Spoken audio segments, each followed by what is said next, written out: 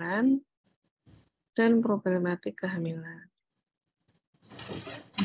Mohon izin untuk share screen, teman-teman. Iya, Bu.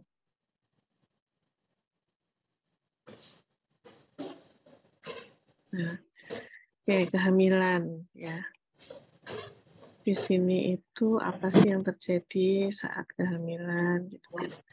Kemarin saya waktu skilab sudah menyinggung ya terkait hal ini.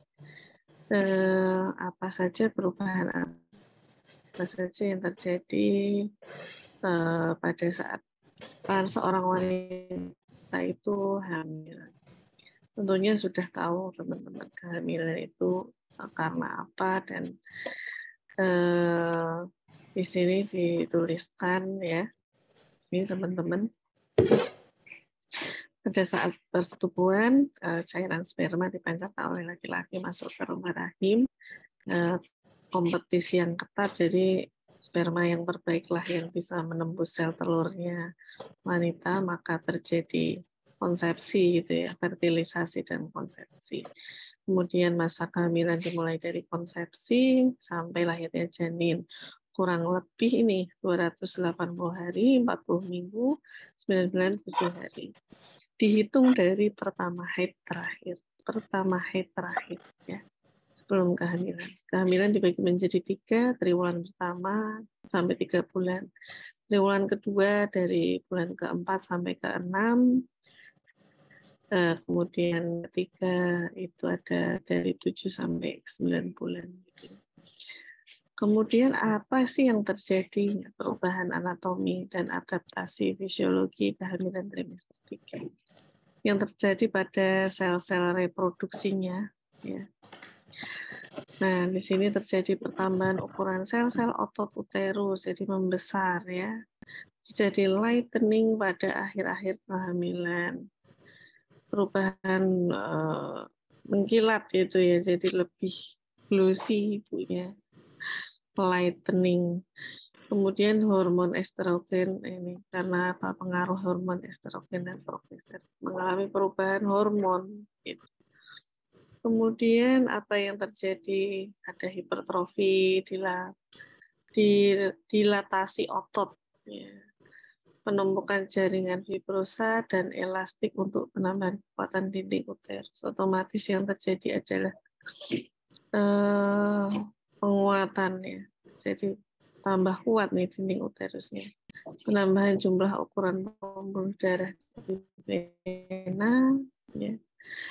Kemudian dinding uterus semakin menipis juga karena desakan dari kan semakin membesar kayak balon itu ya. Jadi dindingnya semakin tipis, tapi juga tadinya menguat karena hormon tadi, estrogen dan progesteron tadi. Uterus kehilangan kekakuan dan menjadi lunak dan tipis bersamaan dengan tambahnya umur kan. Ya, memang udah fisiologis juga di situ. Hal ini terjadi. Jadi otot-otot dari dinding-dinding uterusnya kita tuh jadi lunak gitu ya. Selain dari apa namanya, kita kalsiumnya terserap tadi oleh janin, mengakibatkan juga lunaknya apa namanya, tulang ya. Ada kadang-kala pengeroposan tulang. Terusnya kita, jaringan lunaknya kita, wanita ini ketika hamil juga akan ikut melunak ya. Tuh. Kemudian apa yang terjadi pada serviks? Ini pelunakan juga. Jadi otot-otot tubuhnya wanita itu saat hamil itu jadi melunak, mengeluarkan sekret mucus karena pengaruh progesteron untuk perlindungan terhadap infeksi. Jadi bertambahnya cairan yang ada di vagina. Karena apa? Perlindungan terhadap infeksi. Ini jadi lebih lembab di area vaginanya. Untuk perlindungan imunitas ini ya. Kemudian estrogen meningkatkan vaskularisasi sehingga timbul tanda Chadwick. Apa itu Chadwick? Ada yang tahu? Coba dijawab.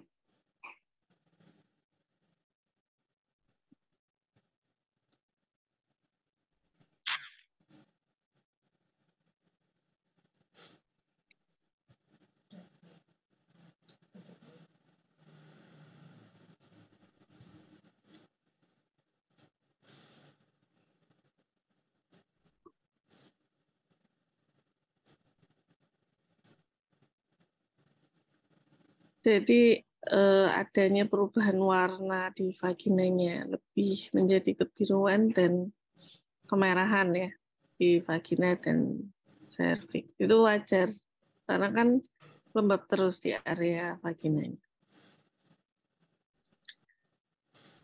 Kemudian apalagi yang terjadi di situ, prostaglandin dilepaskan dari jaringan untuk pelunakan serviks. Ya memang hormonalnya ini kan mengakibatkan jaringannya kita melunak untuk para wanita.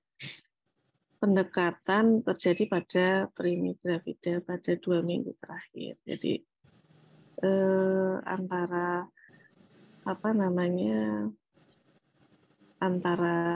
jalan lahir dan serviks itu karena ada penekanan janin, dia akan memendek gitu, mendekat gitu antar janin.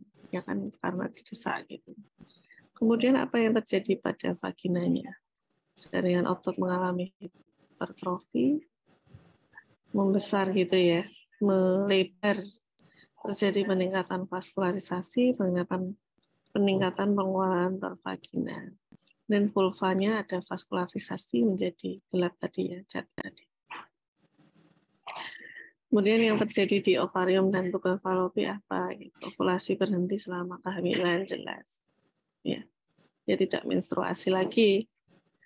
Pematangan folikel baru, ya. Kemudian adanya satu korpus luteum yang ditemukan dalam ovarium. Tubal falopi mengalami hipertrofi, epitel mukosa menjadi gatal, terhimpit ya. Jadi teman-teman bisa bayangin perubahan anatomis yang luar biasa pada genitalia feminanya.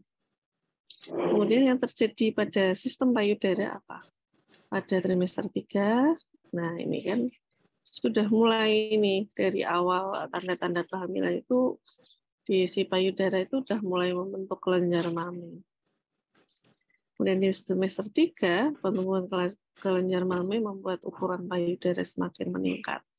Pada kehamilan 3-2 minggu ini, warna cairan agak putih seperti air susu, sangat encer. Jadi udah keluar air susunya.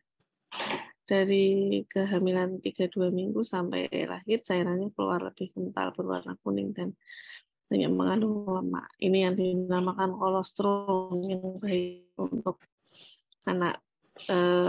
Itu ya ASI yang pertama kali yang wajib diminumkan anak ya untuk imunisasi. Kemudian sistem perkemihan apa yang terjadi ya, di urinarinya pada akhir kehamilan, pasien mulai turun ke pintu atas panggul ya, dia udah menjepit di situ, udah mau keluar janinnya. Keluhan sering kencing, ya, inkontinensia urin, saat berkemih akan mulai tertekan kembali. Selain itu juga terjadi hemodulusi menyebabkan metabolisme air menjadi lanjut. Jadi berkemihnya dia cepat air kecil, jadi kayak lancar malah didesak gitu ya, desak janinnya. Kemudian apa yang terjadi di sistem pencernaannya? Konstipasi ya, karena hormon progesteronnya meningkat, terjadi kembung karena uterus dan rongga mendesak rongga arah atas dan lateral. Kemudian panas perutnya karena terjadinya aliran asam gastrik ke dalam esofagus. Jadi janin yang di dalam mendesak sistem pencernaan, seringkali ini tadi asamnya kita, asam lambungnya itu naik ke esofagus, ya. Nyeri di situ. Kemudian ini yang terjadi di muskuloskeletal apa? Ini tadi sudah dijelaskan. Karena hormonalnya ini menyebabkan relaksasi jaringan ikat dan otot-otot, memberikan kesempatan panggul untuk meningkatkan kapasitas sebagai persiapan proses persalinan. Jadi panggulnya itu melebar, tulang pubis melunak, ya, Masya Allah ya, memang sudah didesain. Sambungan sendi ini mengendur, ya, geser ke arah belakang sendi panggul yang tidak stabil sehingga sering terjadi dislokasi pada ibu hamil di hip, ya, sendi hipnya, karena ini yang terjadi. Dan sering kali sakit pinggang, postur bertahap mengalami perubahan janin membesar dalam abdomen, nyeri punggung bawah pada ibu hamil. Kemudian yang terjadi pada sistem integumen apa? Nah, ini hormon ini juga menyebabkan lightening, malah berubah warna menjadi kemerahan, kusam. Ini perubahan ini disebut striae gravidarum. Striae ditemukan pada garis tengah, ini linea alba, namanya apa ya? Diastasis recti. Kadang-kadang malah benar-benar otot-otot perut ini membelah jadi dua. Kalau yang ini linea ini ada garis lain warnanya hitam. Kalau janin semakin membesar, garis ini akan semakin tampak.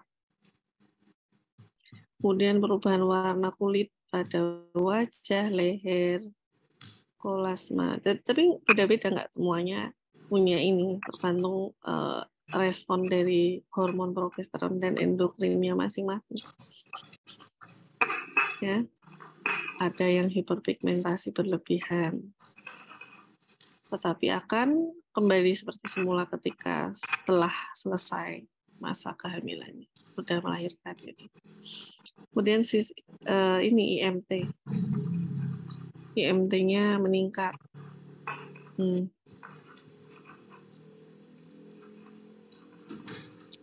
Adanya perubahan IMT, ya, dia membesar. Jadi kadang-kala sampai naik 20 kilo. Ya, normalnya berapa? 16 sampai 20 kilo. Jadi memang harus naik ibu hamil. Kalau terlalu kurus, bisa nggak sesuai indeks massa tubuhnya, bisa kurang gizi, malnutrisi. Kalau terlalu gemuk juga nggak baik. Tapi normalnya ini sudah diatur di sini. Ada yang naiknya ini 12 sampai, nah ini udah ada kategorinya nih, rendah, normal, tinggi, obesitas, gemeli. Ada yang naik 16 sampai 20 nih, gemeli. Kalau di sini ada yang naiknya sampai berapa?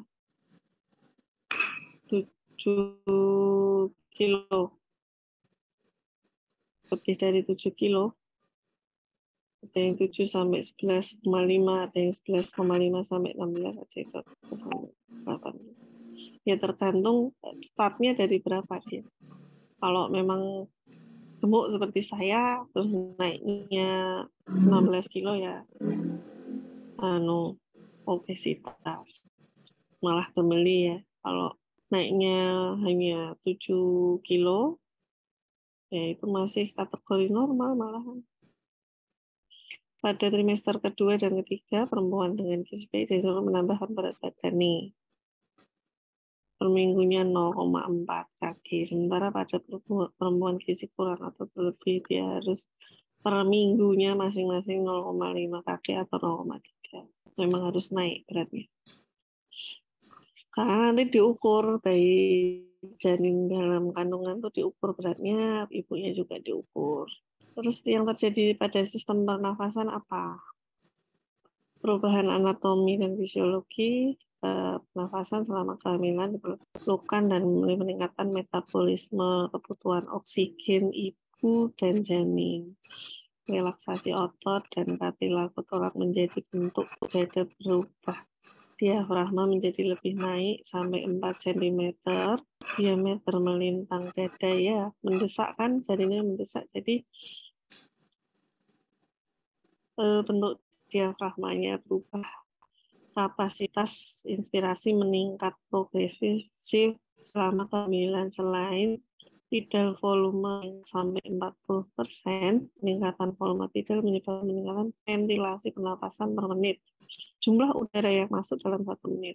Selama kehamilan pertukaran udara meningkat, oleh karena itu ibu hamil dianjurkan untuk nafas dalam daripada nafas cepat. Iya, dia terkesan ngos-ngosan gitu ya. Makanya pada saat fisioterapi itu melakukan treatment, maka kita juga sampai ke tahap ini. Mana aja yang bisa kita lakukan intervensi dari tanda-tanda kehamilan yang sudah kita breakdown ini, termasuk dari sistem pernafasan, muskuloskeletal, terus apa ini, intekumen mungkin bisa, kemudian ini payudara, perkemih. Nah, banyak ya yang bisa kita. Kalau untuk genitalia ini mungkin lebih ke bidan atau dokter SPOG. Kalau kita bisa masuk ke sini, gitu. Nah, setelah tahu ya tadi, jadi kita harus melakukan rekomendasinya di sini latihan nafas dalam, latihan breathing exercise yang baik. Hembus dengan hidung, keluar dengan mulut. Gitu kan. Berapa kali, nggak boleh banyak-banyak, minimal 3 kali, 3 sampai 4 kali aja udah bagus untuk memperbaiki pernafasan. Kalau terlalu banyak malah hiperventilasi. Kemudian yang terjadi endokrinnya apa? Ini kelenjar hipofisis interior meningkat 30-50% yang menyebabkan perempuan hamil sering pusing, sekresi prolaktin, ya. Jadi ada hormon untuk menstimulasi prolaktin, RSAT ya. Kemudian hormon adrenokortikopin, adrenalin, jadi ini meningkatkan kecemasan, hormon tritatopik dan melanoid ini untuk hiperpigmentasi. Kemudian stimulating hormon meningkat, produksi hormon perangsang folikel luteinizing, hormon dihambat oleh progesteron dan estrogen dan progesteron plasenta. Nah, yang menyebabkan tadi semua itu terjadi adalah ini proses dari sistem endokrinnya yang terjadi ini ya. Kemudian sistem kardiovaskulernya apa yang terjadi. Nah, ini juga fisioterapi bisa masuk ke sistem kardiovaskuler ya. Untuk menanggulangi preeklamsi gitu, bisa kalian masuk. Meningkatnya beban kerja menyebabkan otot jantung mengalami hipertrofi, terutama ventrikel kiri, sebagai pengatur pembesaran jantung selama kehamilan. Kecepatan darah meningkat, jumlah darah yang dialirkan oleh jantung dalam setiap denyutnya sebagai hasil dari peningkatan curah jantung. Denyut jantung meningkat dengan cepat setelah usia kehamilan 4 minggu, dan dari 15 denyut per menit menjadi 70-85 denyut per menit. Pada kehamilan, uterus menekan vena cava sehingga mengurangi darah vena yang akan kembali ke jantung. Curah jantung mengalami pengurangan sampai 30% dan tekanan darah bisa turun 10-15% yang bisa menyebabkan pusing. Nah, ini yang terjadi ya. Teman-teman bisa dibaca apa yang bisa kita lakukan untuk meningkatkan ini sistem ini. Latihan apa? Latihan kardio dengan apa? Exercise tadi ya. Kemudian sistem metabolisme. Nah, ini juga terjadinya kehamilan, metabolisme itu mengalami perubahan mendasar, di mana kebutuhan nutrisi semakin tinggi. Nah, pertumbuhan janin dan perseparasi memperubah metabolisme. Untuk metabolisme basal naik 15%, 20%, terutama di semester ketiga. Kebutuhan protein semakin tinggi, pertumbuhan dan perkembangan janin, perkembangan organ kehamilan, dan persiapan laktasi. Nah, ini bisa berkolaborasi dengan gizi ya. Di sini harus diatur kebutuhan kalori, karbohidrat, lemak, protein. Kemudian kebutuhan zat mineral untuk ibu hamil nih, kalsium 1,5 gram tiap hari, 30 sampai 40 gram untuk minggu. Jadi lebih banyak yang harus asupan gizinya ya. Nah, pasan lagi nih, persarafan, Pak. Ini juga fisioterapi bisa masuk ke sini. Apa yang terjadi pada ibu hamil akan sering kesemutan dan akrostresia pada ekstremitas disebabkan penekanan ya. Pada ekstremitas disebabkan proses tubuh ibu yang membungkuk karena perubahan postur akan sering kesemutan karena perubahan tulang belakang. Udem pada trimester 3 akan menekan saraf perifer bawah, ligamen karpal, pergelangan tangan menimbulkan CTS. Ya, ini banyak yang terjadi pada ibu hamil. Yang ditandai dengan parastesia dan nyeri tangan. CTS tahu kan? Kadang ada yang CTS, tapi dikueri juga karena adanya itu tadi protein yang tinggi, kadangkala metabolismenya nggak lancar, kadangkala sistem kardiovaskulernya kurang baik, sehingga menyebabkan bengkak pada jaringan. Nah, itu menjepit saraf pada di saraf medianusnya atau di radialisnya, gitu. Sehingga menyebabkan CTS. Oke, kemudian perubahan adaptasi psikologi. Nah, kan tadi hormon-hormon cemasnya tuh meningkat ya. Wajar ya ibu hamil itu sensitif, kemudian suka marah. Itu karena cemas, ada hormonnya yang berlebihan di sini.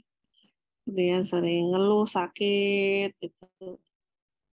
Nah, perubahan psikologisnya apa sih yang dialami? Kalian perlu paham juga. Rasa tidak nyaman, merasa tidak menyenangkan ketika lahir tidak tepat waktu, terus tidak sabar, ya, ini khawatir, takut, ingin cepat selesai, ya sedih, ya seperti ya merasa kehilangan perhatian, tidak sabar, resah. Nah, ini bermimpi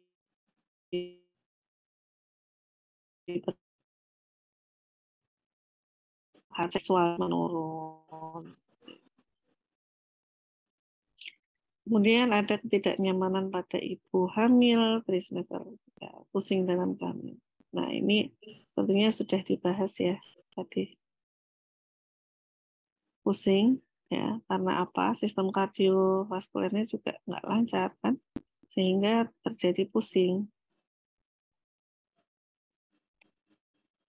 Sudah dibahas. Nah, ini cara mengatasi pusing. Menghindari berdiri secara tiba-tiba dari keadaan duduk. Ya, harus pelan-pelan, sabar, Bu. Mau duduk, mau berdiri ya, jangan langsung kayak waktu belum ada janin, harus pelan-pelan. Kemudian kalau berdiri, pekerjaannya berdiri lama, berarti diimbangi dengan duduk, gitu. Terus makan yang rutin, jangan telat makan gitu ya. Kemudian jangan stres Bu. Tuh. berbaring dalam miring ya. Dan takutnya anemi, ini harus dilakukan cek lab. Nah, kalau kebutuhan dasar ibu hamil ini oksigen. Ya. Nah, ini tadi ya, kalau pusing ini bisa anemi karena apa? Kadang HB ya, kurang darah. Ini bisa dibaca di sini. Kemudian oksigen yang sudah pernah saya jelaskan waktu skill lab. Ini kebutuhan oksigen perlu sangat dibutuhkan untuk mengikat hemoglobin. Kemudian apa sih? Nah, ini yang dianjurkan adalah latihan senam hamil, tidur dengan bantal yang lebih tinggi, kurangi berhenti merokok kalau ibunya merokok, posisi tidur miring, gitu ya. Kemudian nutrisi, kemudian menjaga kebersihan, kemudian eliminasi di sini maksudnya ya menjaga, prevent, ya istirahat yang cukup, kemudian pakaian yang bersih, yang nyaman, yang longgar. Kemudian di sini dibutuhkan latihan mobilisasi, ya. Ini tujuannya untuk apa? Nah, karena tulang belakangnya lordosis, sehingga seringkali kan terjadi LBP. Jadi harus berbaring yang benar. Kemudian dilakukan latihan untuk mengurangi ini lordotik tadi. Keluhan yang sering muncul perubahan ini adalah pegal di punggung ya, nyeri terus kram ketika malam. Kemudian seksual, hubungan seksual kehamilan tidak dilarang ya, boleh, tapi harus trimester akhir 2 dan 3. Trimester pertama belum boleh. Kemudian laktasi ya, persiapan laktasi juga harus dipersiapkan di sini. Ini harus longgar, bra menyusui ya. Sekarang kan bra itu macam-macam dan sudah nyaman, bahannya sudah baik.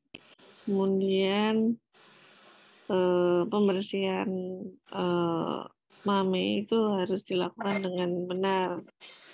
Ini nggak boleh pakai sabun mandi, menyebabkan iritasi. Ini pakai minyak kelapa atau air hangat ya. Kemudian distimulasi untuk keluar.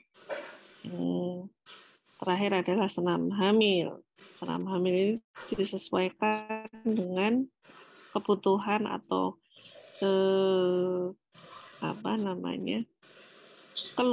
keluhan dari si ibu. Gitu. Nah. Kemudian imunisasi.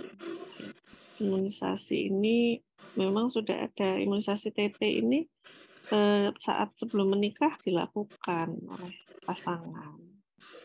Untuk apa? Mencegah tetanus. Nah, ini saat ibu hamil juga ada.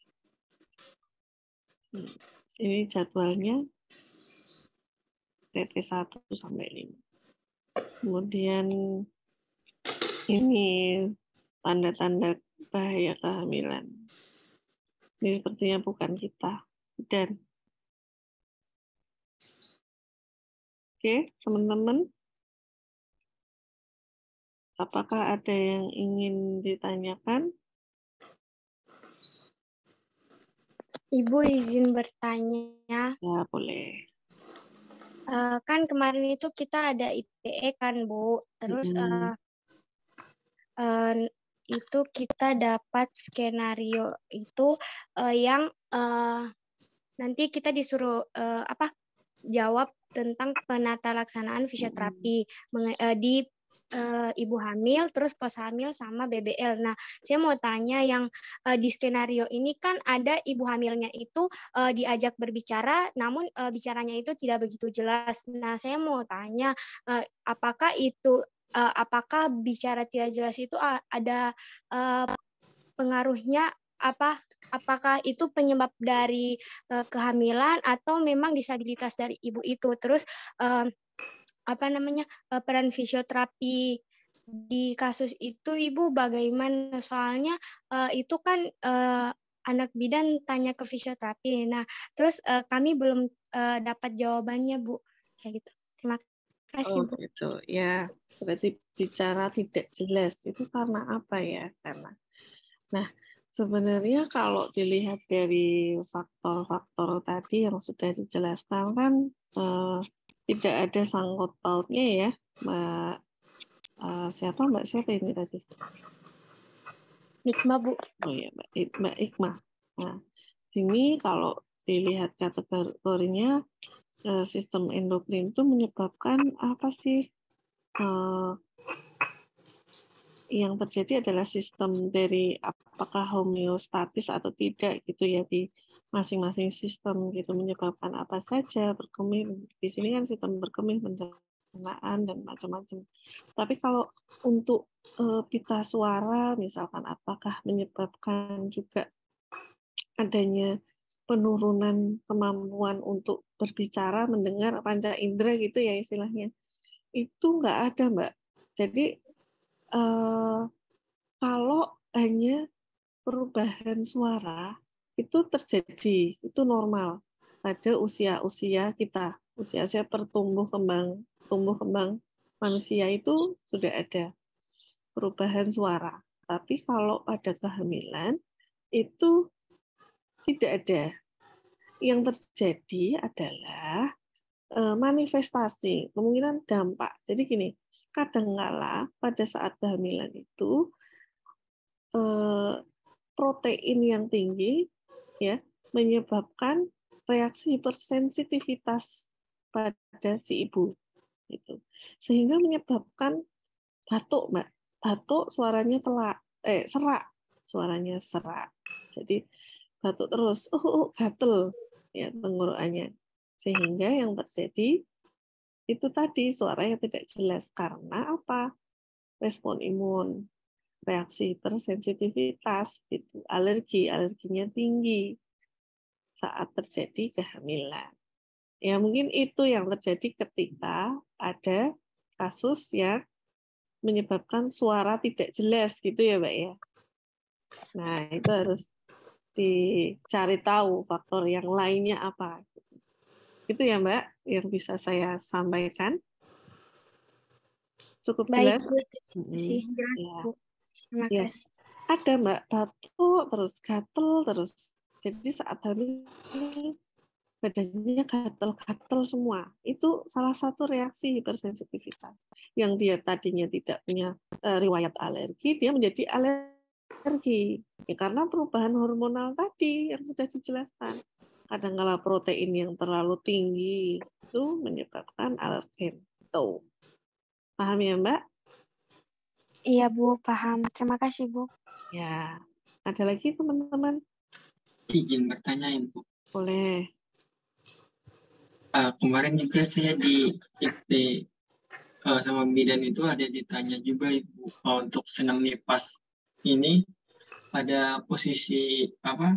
Pada posisi Crisbo itu kepalanya di atas itu apakah senamnya itu sama atau berbeda Ibu? Gitu Ibu. Saya ingin bertanya itu Ibu. Latihan senamnya itu Ibu apakah berbeda atau sama aja Ibu? Pada posisi bayi di kepalanya di atas itu. Senam hamil apa senam nifas? Senam hamil Ibu.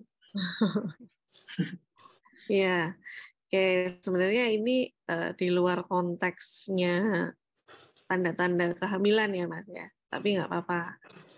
Saya mencoba menjawab ya Mas. Jadi saya sudah bilang tadi sesuai kebutuhan. Nanti yang bisa menjawab adalah materi senam hamil ya.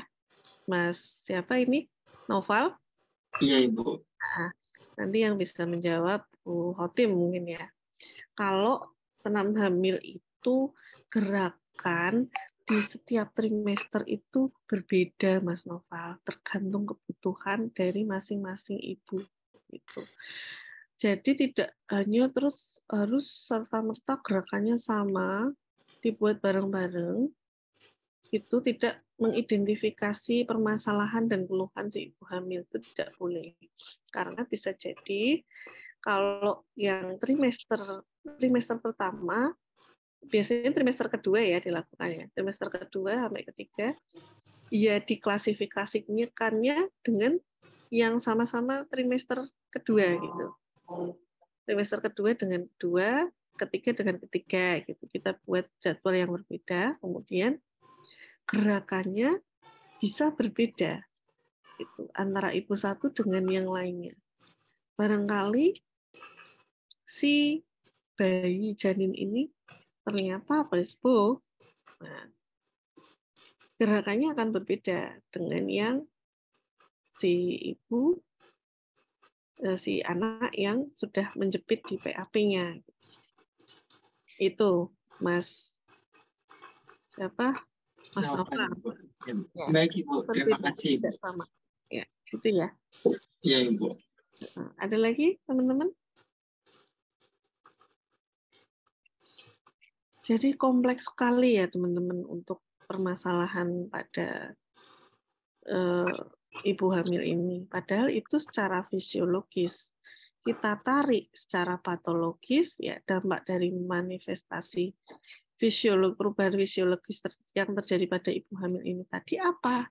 Yaitu tadi masing-masing problematikanya kita tarik, kita cari solusinya, kita lakukan asesmen dengan akurat, dengan validitas dan reliabilitas, dengan kuantitatif yang benar, baru kita bisa lakukan rencana untuk tindakan fisioterapinya. Mungkin itu ya teman-teman yang bisa saya sampaikan pada pagi hari ini. Ada lagi? Mungkin? Dari saya cukup Ibu. Oke, terima kasih. Kalau gitu, terima kasih sudah hadir pada pagi hari ini. Cukup singkat pertemuan kita. Semoga membawa berkah ya pada Jumat hari ini, hari Jumat barokah ya. Semoga teman-teman diberikan kesehatan dan kebahagiaan. Baik, kita akhiri dengan doa majelis bersama-sama. Silahkan berdoa. Doa majelis. Subhanakallahumma wa bihamdika asyhadu an la ilaha illa anta astaghfiruka wa atubu ilaik. Khairul kalam, wabillahi taufiq wa hidayah. Wassalamualaikum warahmatullahi wabarakatuh. Waalaikumsalam.